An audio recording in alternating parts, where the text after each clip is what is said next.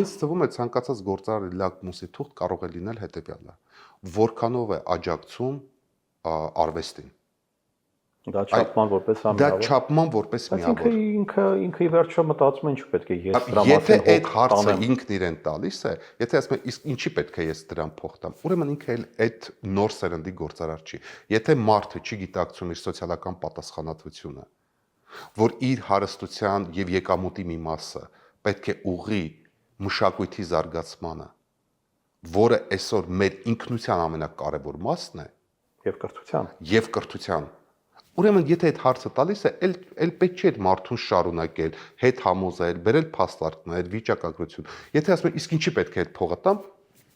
օքեյ, նշանակում է մեծ մասը այդպես էլ մտածում են։ Ցավոք սրտի այո։ Ասում թող պետություն անի, ինչի՞ էս պետք է օրինակ համալսարանին փող տամ, երբ որ դուք Միացյալ Նահանգներում եք սովորել, ես եմ Միացյալ Նահանգներում սովորել, այնտեղ մենք շատ լավ գիտենք, որ համալսարանների